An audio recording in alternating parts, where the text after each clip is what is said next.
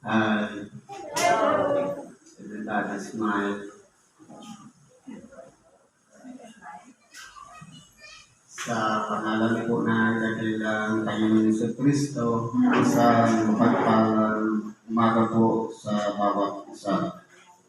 Andito po tayo sa pagpapatuloy ng ating gawain kung saan meron po tayong mga sitas na ipinagkaloob sa bawat gawain upang basahin, talakayin, at nang sa ganon, ito ay ating mapakinggan at ito ang magiging gabay sa ating pang-araw-araw na pamumuhay.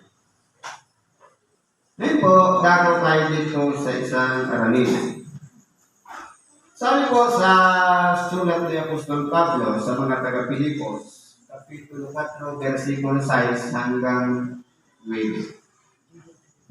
Sabi po dito, huwag kayong mga balisa sa anumang bagay, kundi sa lahat ng mga bagay sa pamamagitan ng panalangin at daing na may pagpapasalamat ay ipakilala ninyo ang inyong mga kahilingan sa Diyos. Dito po, meron tayong tinatawag na Espiritu. Ang Espiritu ay binubuo na tatlo. Alaala, bait, loob. Ano yung alaala? Ito yung memory. Ano yung bait? Kapag yung tao, mayroon kasing naturalisa yan na ugali. Pag nawala po yan, yung kabaitan na yan, sabi nga ni Karay David, huwag mong ilayo ang iyong santong espiritu sa akin. Ibig sabihin, lahat tayo may espiritu. Kapag lumayo yan, o kaya naging disable yan, kung baga nawala sa program, nawawala po yung kabaitan. Kaya, minsan, nagiging masama. Ano ba? Loob. Meron pa tayong busilat na puso. Mahabagin, matulungin. Yan po ay binubuo o bumubuo sa kalagayang espiritu. Pero dahil nga tayo ay tao, meron ding laman. Ito yung tinatawag na katawan. Ito po yung nahihikayat ng kita. Nasaan ngayon yung kaluluwa? Ang kaluluwa, ito yung kamalayan. Na doon po tayo natututo sa lahat. Nag-aagawan kasi yan, hatak ng laman at hatak ng espiritu. Ngayon, kung aralin natin, meron tayong nakasanayan mula bata na tinuro ng magulang at sa eskwelahan. Anong tinuro? Kapag nanalangin ka, lumuhod ka sa hindi ko mali. Ang tunay na pananalangin, sabi nga, kinakailangan may proseso. Unang-una, nasa kondisyon ba tayo para mag-prayer? Sabi dito, huwag kayong mga balisa. Kinakailangan, ano mang bagay na hinaharap natin ngayon, mabigat man, mas hirap, problema man yan, karamdaman man yan, unang-una acceptance. Tanggapin natin. Dahil yan ay paraan ng Diyos para ituwid tayo. Kasi po, kung halimbawa, naging abusado tayo sa ating katawan, gusto tayong ituwid ng Diyos. Sabi nga, karamdaman, yan ang ibinibigay ng Diyos. Hindi ba gano'n? Pinabasa niya palagi ni Kay Willie. So, wala akong ilalagay na karamdaman. Ibig sabihin, sino naglalagay ng karamdaman? Ang Diyos yun.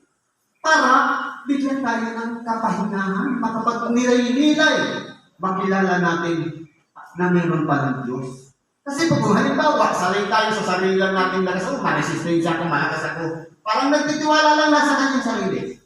Pero kung isusurrender natin, na bagaman tayo'y malakas, meron pang mas malakas na pwedeng tumulong sa atin. Kaya nangyayari niya, kapag hindi na namimit yung kalakasan na yan, kung baga bumagsak na yung resistensya, doon na po nagkakaroon ng pagkabalisa kung ano-ano nang iniisip. Kasi nasanay siya doon. Nung may nagbabago na sa kanyang sarili, na parang kakaiba na to, ang dati hindi naman ganito. Dahil nakaprogram ka sa ganung bagay, ngayon, kapag nagbago na yung araw-araw natin, sa lalo-lalo na ngayon, sapagkat sabi nga, yung karunungan noon, sa ngayon, iba naman, advanced technology na tayo, siyempre kailangan mong sumabay. Ngayon, nung nakasanayan yung makaluma, yung makabagong panahon ngayon, siyempre, doon ka nakaprogram eh. Kaya ngayon, dito na po pumapasok ang pagkabalisa. Kasi po, meron tayong mga hinahangad na hindi nasusunod. Kaya, kapag yun ang, sabi kung yun ang program ng parehas sa computer, kung yun ang pagkakaprogram, tapos may pinasok na bagong idea, tapos hindi naman kasama ko sa program, doon na po nagkakaroon ng pagkabalisa. Kaya sabi nito, huwag kayong mga balisa sa anumang bagay. Kautusan niya ni Kristo. Kung noong unang panahon, sinasabi ko, huwag kang kapatay, huwag kang mangungaling niya, isa rin naman ang may sabi. Diyos pa rin. Huwag kang mga balisa. Ibig sabihin, ang taong nababalisa ay nagkakasala. Bakit po? Sinabi yan ng ating dakilang Panginoon na huwag. Ibig sabihin, kapag nababalisa tayo at hindi tayo naging nakontento sa lahat ng mga tinatanggap natin na ibinibigay ng Diyos sa pang-araw-araw, ibig sabihin niyan, iiral na yun yung pagkabalisa. Sabi nga, huwag. Sabi dito, kundi sa lahat ng mga bagay sa pamamagitan ng panalangin. Ibig sabihin niyan, nandun na yung Diyos nag-aabang sa atin. Nag-aantay. Kung ibababa natin ang ating sarili, na ibibilang natin na tayo'y mapagkailangan at merong Diyos nag-aantay, nagtawagan siya sa pamamagitan ng dalangin, ito po ay isang sampol ng kapakumbabaan. Kasi kung paingiranin natin yung ego o yung pride, kaya ko naman.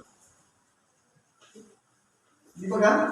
Kapag dumarating na yung karamdaman, yung sakuna, yung aksidente, kung ano-ano ba man, saka na kapag naaalala ko nga pala, nagsisisi na.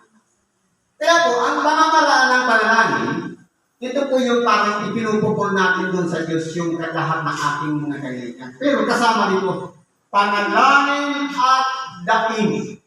Ibig sabihin, tapat ka, hindi yung memorize prayer. Daing. Na dinadagukan ang dibdib upang sa ganun bumaan itong kabigatan na naririyan sa ating mga dibdib. Siyempre, laki pa natin ng pagpapasalamat. Hindi puro hiling, puro daing. Siyempre, yung mga natapos na halimbawa sa buong maghapon, hindi ka binigyan ng karamdaman, hindi ka napahamak o na-aksidente, ipagpasalamat natin yan. Blessing yan. Pero hindi po yan napapansin ng tao na ipagpasalamat yung buong araw naging maganda yung bunga. Kaya kalapit palagi dyan, ang pagpapasalamat, ipakilala ninyo ang iyong mga kahilingan sa Diyos.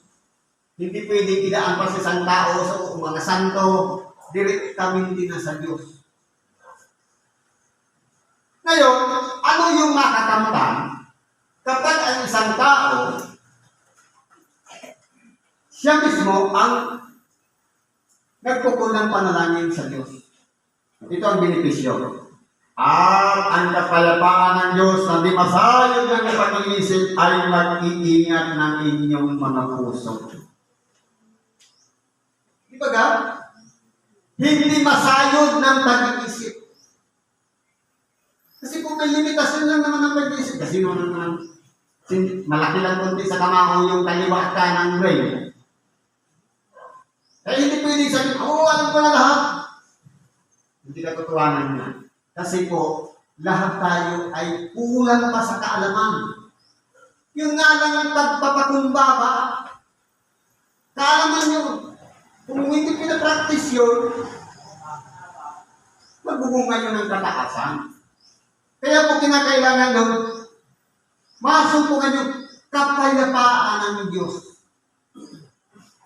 Ibig sabihin, aalisin na ngayon yung mga balakid sa ating mga buhay. Ito. Para itong isang tao na to, kinakailangan yung mga kaibigan dito, alisin ko. Para hindi na siya ma-influence siya. Ganun po yun. Hindi yun masayod ng pag-iisip. Minsan magtatanong tayo, bakit ganun nangyari? Kasi po, kinakailangan yung i-align nang sa ganun. Hindi man naaabot ng ating pag-iisip, pero nangyayari dahil yun ay hindi na masayod. Mag-iingat ng inyong mga puso at ng inyong pag-iisip kay Kristo Jesus. Ano po yung iniingatan niyo? Dalawa. Puso at pag-iisip. Hindi iingatan yung pagkatao. Puso at pag-iisip. Magkakumbay na siya. Hindi pwedeng puso lang lahat. Hindi pwedeng isip lang lahat. Magkakumbay na. Kasi ito may kataasan, ito naman madamdamin. Pinukumbay niyan para ibabalance parehas ng isip at puso.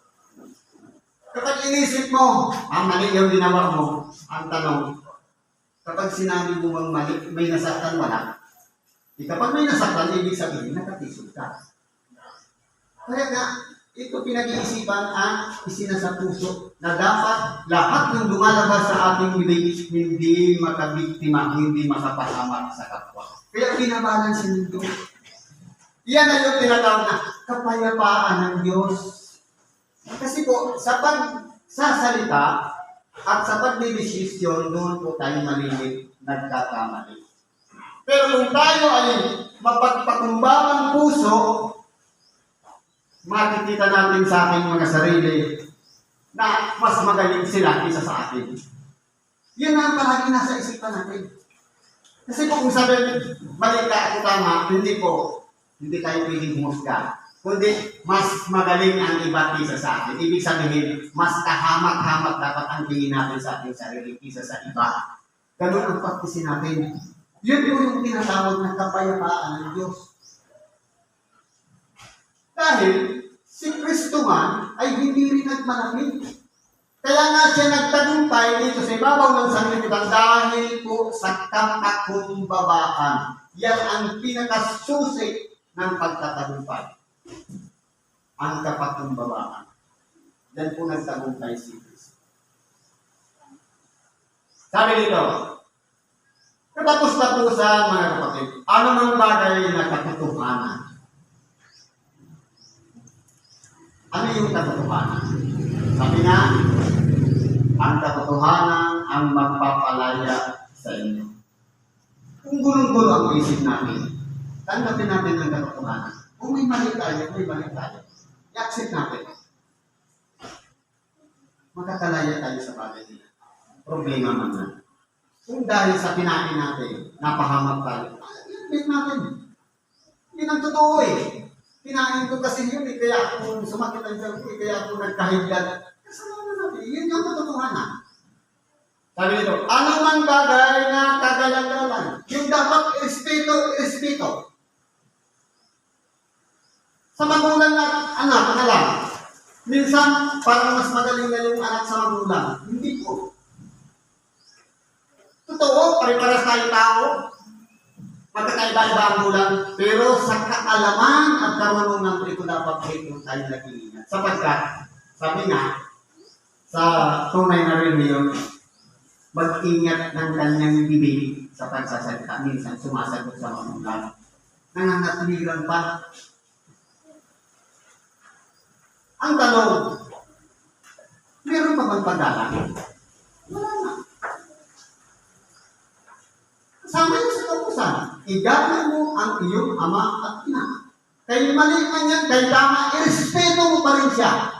Dahil ang benepisyo niyan, upang ikaw ay mapabuti at mabuhay ka ng malapong sa ibabaw ng lupa. Para sa ating kapakanan at tanggapin natin yung reward na mahaba-habang buhay dito sa ibabaw ng sanlibutan. Yun po yung benepisyo ng pagdanan sa magulang. lalo naman sa mga pamunuan, sa mga pinagkalooban ng kapangyarihan na magpasakop.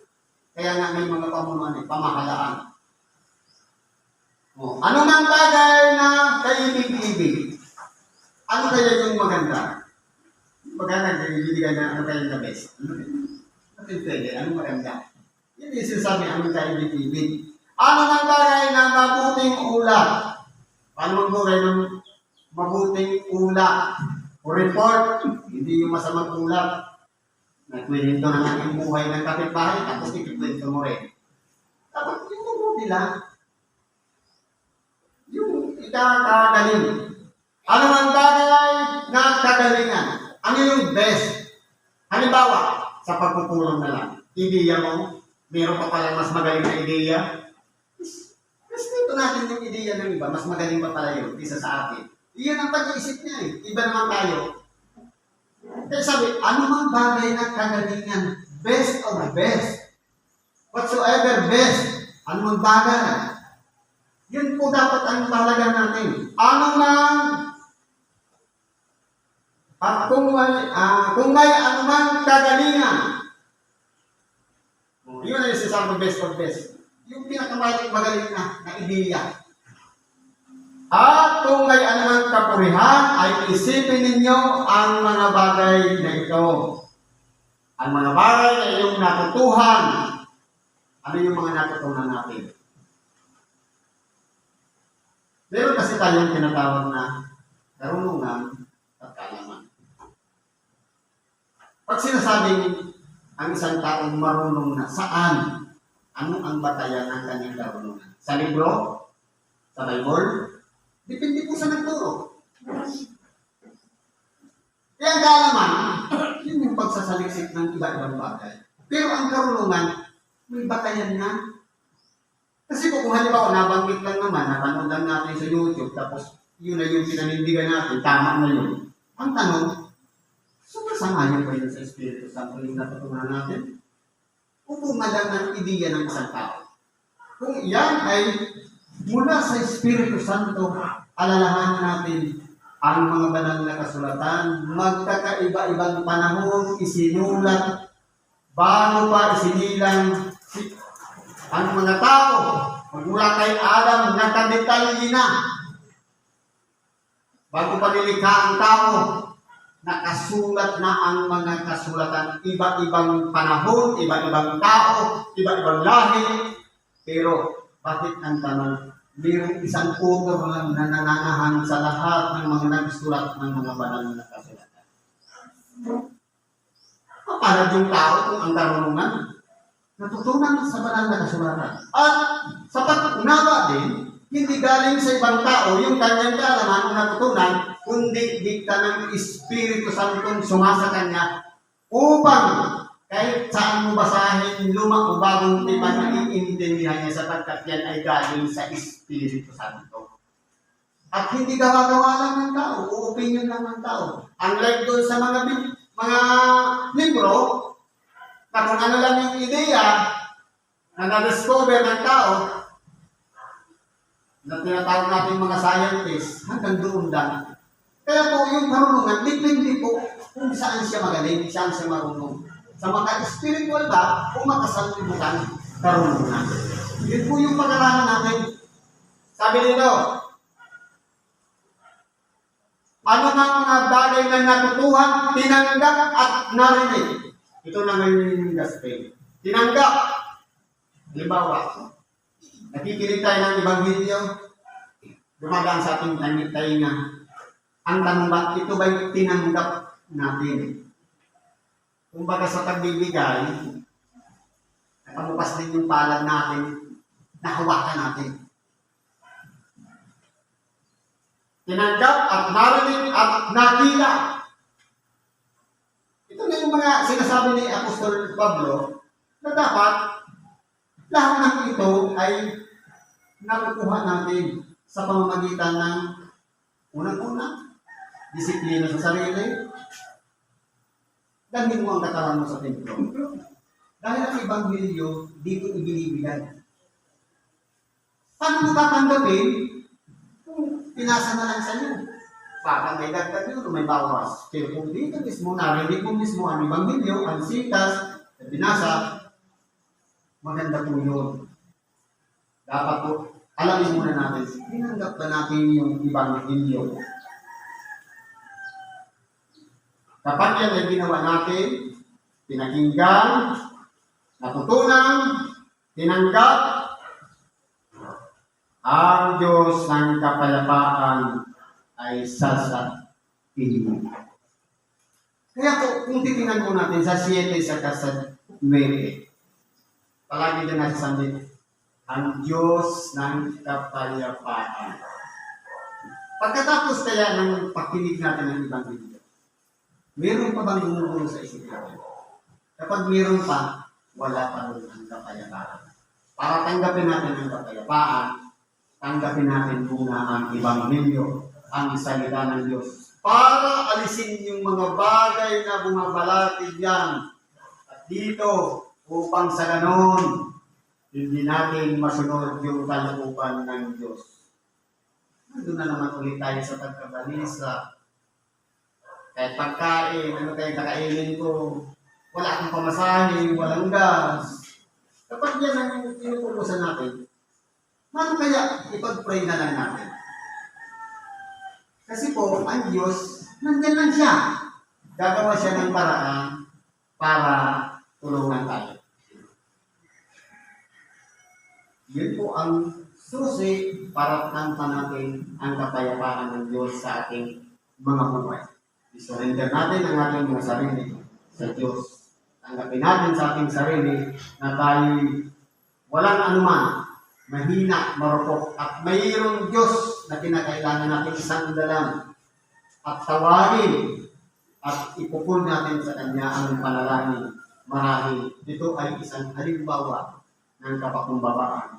Kung yung kakayahan natin, ipinagkakatiwala natin sa Diyos na mayroon pa palang mas malakas na kapangyarihan para tulungan tayo, bakit hindi natin gawin isurrender yung lahat sa Diyos? Huwag natin iaasa sa ating sarili lamang kalakasan. Siguro po, hanggang dito lang ang pagkikibagi natin sa oras nito. Salamat po sa Diyos at anuman ang ating magkainingan, karaingan, ilagay po natin yun sa Diyos. Pagkatiwala natin sa ngalan ng Kristo. Salamat at mapagpalang araw sa bawat